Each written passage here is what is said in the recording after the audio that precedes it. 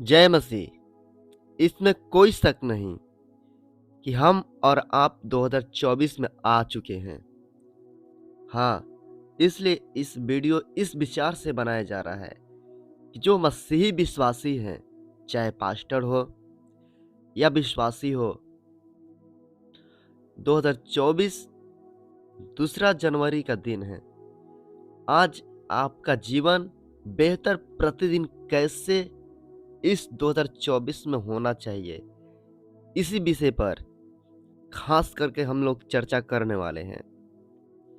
जब आप दूसरा कुरिन्थियों 3 अध्याय 18 वचन पढ़ेंगे, इसमें लिखा है, जिस प्रकार दर्पण में हमारा चेहरा प्रकट होता है, तो उसी प्रकार प्रभु के द्वारा जो पवित्र आत्मा है परमेश्वर, हम उसी पवित्र आत्मा के तेजस्वी रूप में अंश अंश करके बदलते जाते हैं। इस दुनिया के वातावरण में हम लोग इतना डूब जाते हैं कि बेहतर बनाना बहुत कठिन होता है, बहुत मुश्किल होता है। लेकिन नीति वचन कहता है,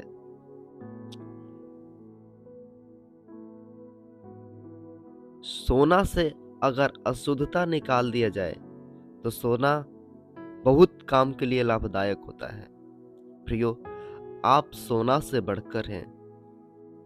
बढ़ो और चमको, ये जो शब्द है, आपके जीवन में कैसे बढ़ोतरी आएगा और कैसे आप चमकेंगे प्रभु में।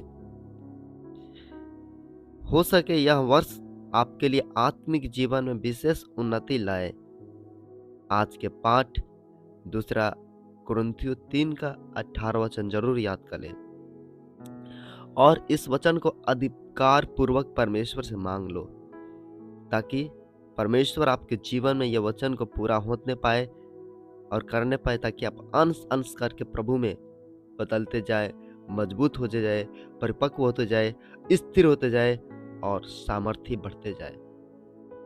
प्रियो, परमेश्वर सर्वोच्च योजना के द्वारा अपने बेटा अपने बेटियों के लिए उसकी इच्छा है परमेश्वर की कि सारे उसका विश्वासी, चाहे पास्टर हो चाहे कोई भी हो, यीशु मसीह के समान बने। जो आप रोमियो 8 का 29 वचन में पढ़ेंगे, हमें बताया जा रहा है कि पौलुस कह रहा है कि हम यीशु मसीह के स्वरूप में होना चाहिए।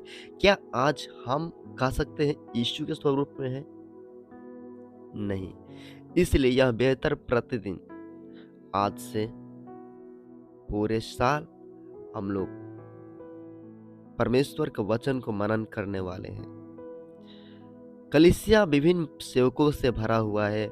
मसीह ने अलग अलग वरदान दिया है ताकि सब मसीह के समान, मसीह के दिल डोल, मसीह के जैसा पूरे परिपक्व, पवित्र, सिद्ध होते जाए। इफिसियों के पत्री जब आप 4 अध्याय 11 और 12 वचन को पढ़ेंगे तो यही कार्य पवित्र आत्मा हमारे जीवन में प्रतिदिन करने की कोशिश करता है।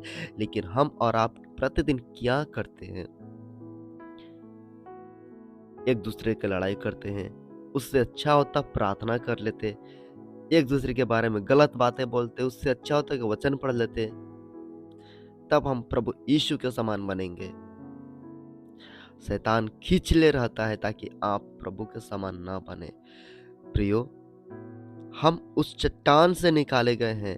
जब यशायाह 51 का 1 पढ़ेंगे तो वह हमारा चट्टान इब्राहिम बताया गया और उसकी संतान है। हम लोग उसी के जेनरेशन में जोड़े गए, क्योंकि परमेश्वर उसको बड़ी बड़ी वायदा दिया और बोला कि मैं तुम्हारे बेटा बेटी को आकाश के तरेगन, समुद्र के बालू के समान कर दूंगा, जिसका कोई गिनती नहीं होगा। और आज मसीहियत की गिनती नहीं है। यह सटीक उदाहरण इब्राहिम के लिए परमेश्वर ने दिया था और आज वो है हमारे अंदर, आपके अंदर। जब परमेश्वर आकार शुरू करता है और उस प्रकार का हमारा जीवन बनाता है तो जरूर हमें दर्द होता है और यह दर्द सही रूप देता है। ताकि हम मसीह के समान उसके रास्ता में सिद्ध बनते जाए और प्रार्थना में योद्धा बनते जाए। प्रियो, हम परमेश्वर के शक्तिशाली हाथों के तले समर्पित रहे। पहला पतरस, जब पतरस लिखता है 5 अध्याय के 6 वचन में, हम परमेश्वर के हाथों में दबे रहे, उसके हाथों के नियंत्रित में बने रहे, तब हम परमेश्वर की महिमा में पूरा पूरा समर्पित हो पाएंगे और उसके योग्य जीवन जी पाएंगे। यह कभी ना भूले, परमेश्वर आपके अंदर शुरू से विश्वास का अच्छा कार्य किया है और वह आपको मसीह जीवन में सफर में साथ रहता है।